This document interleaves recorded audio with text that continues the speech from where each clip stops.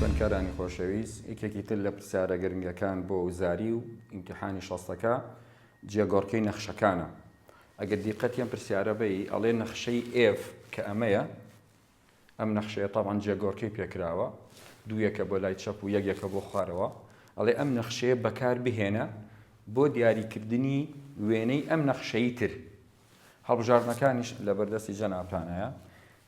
طبعاً بەڕێزان بۆ نەخشەی دووجا ئاسانترین ڕێگە ئەوەیە کە تۆ نەخشەکە دروست بکەیتەوە. ئەو نەخشەی کە ئەم وێنەی دروست کردووە کە بریتێ لە F(x) ئەگەر ئەم نەخشەیەت زانی ئەوە ئەتوانی وەڵامی ڕاستە دەستکەوێت. کە نەخشەکەمان دروست کرد ئەیخەینەوە ناو ئەم داواکاری پرسیارە، ئەم وەڵامانەمان دەستەکەوێت. با پێکەوە نەخشەی F(x) دروست بکەینەوە. چۆن نەخشەیەکی دووجا دروست بکەینەوە؟ طبعاً ئەگەر دیقەت بن نەخشەکە شکڵی دووجای هەیە، کاو کەوانەیەکمان هەیە دووجایە، بۆ بە شێوەی کەوانەی نووسین چکە نەخشەکە جێگۆڕکەی پێکراوە. هەر نەخشەیەکی دووجا جێگۆڕکەی پێکرابوو ئەوە کەوانەکە دووجایە. بەردەمی کەوانەکە ناقسێک دانێم کە ئەمە نیشانی ئەوەیە کە وێنەکە وێنەدانەوەی پێکراوە هەڵگەڕاوەتەوە. ئەی خاڵەکانی ئاسۆیستونی چۆن بنووسم؟ نرخی X کە ناقس دووە بە پێچوانی نیشانە ئەینووسم لە ناو کەوانەکەدا. نرخی X کە ناقس دووە بە پێچوانی نیشانە واتە نووسم X زائید 2. بەڵام نرخی Y وەکو خۆی ناقس 1 ئەنووسم ناقس 1. بەچیا بزانم ئەم وەڵامەی من ڕاستە؟ طبعاً ئەگەر ئەم نەخشەت بەمەیە ئایا ئەم وێنەیەم دەستەکەوێ؟ بەڵێ. ئەگەر جێگۆڕکەکە جارێکی تر دروست بکەمەوە زائید 2 ئەبێ بە ناقس 2، دوویەکە بۆ لای چەپ، ناقس 1 واتە وێنەکە یەکێکە هاتۆتە خوارەوە.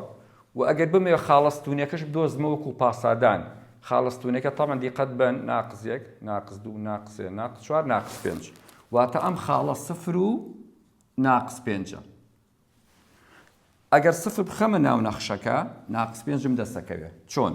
ئەگەر سفر لێرەدا بنێم 2 ئەمێنێتەوە، 2 دووجا 4ەکە بەڵام بە سالبی، سالب 4 و سالب 1 ئەکاتە سالب 5. کەوابوو خوێندکاری بەڕێز ئاتە ئاسانترین شێوە بۆ ئەوەی تۆ بتوانی نەخشەیەکی دووجا بدۆزیتەوە ئەم ڕێگەیە بەکاربێنە. باشە، با بچین بۆ بەشی دووەمی پرسیارەکە. چۆن نەخشەی ئەمە یان ڕوونکردنەوەی ئەمە هەڵبژێرین؟ ئەو نەخشە دووجایی کە خۆت دۆزیتەوە بیخەرەوە ناو جێگۆڕکێکە، واتە لە شوێنی F(x) بەڕێزان، واتە لە شوێنی F(x) ئەوە دابنێ، واتە یەک ناقس X بخەرەوە شوێنی X. زین چیمان دەستەکەوێت؟ ئەگەر لێرە دیقەت بن نەخشەی Y طبعاً نەخشەی Y یەکسانە بەچی؟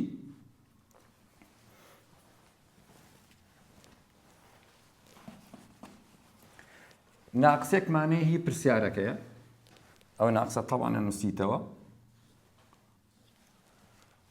لە شوێنی F(x) ئەمە ئەنووسی کە خۆت دۆزیتەوە، واتە ناقسێکی تر کەوانەکە بە دووجایی ناقس 1.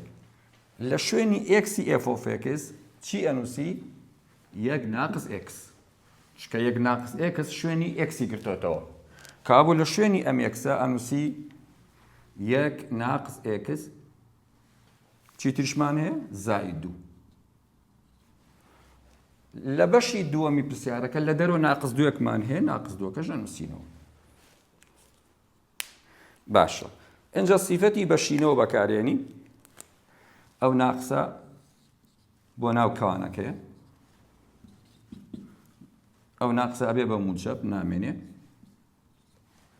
ناو کەوانەکەش ئەکاتە 3 ناقس X، ئەم ناقس 1کەش ئەبێ بە زائید 1، لە دەروی کەوانەکەش ناقس 2مان هەیە. لە کۆتاییەت چیمان دەستەکەوێ؟ طبعاً 3 ناقس X وەکو X ناقس 3 وایە ئەتوانی بەو شێوە بیگۆڕی، ئەم دوانەش کۆکەیتەوە ئەکاتە ناقس 1. لە نەخشەی دووجایە بەڕێزانم سیفەتە هەیە X ناقس A وەکو A ناقس X وایە. لە کۆتایی ئەم نەخشەمان دەستکەوت. ئایا ئەو چوار ڕوونکردنەوەی کە هەمانە کام لەمەیە؟ ئەگەر دیقەت بی وەڵامی دی ڕاستە. بۆچی؟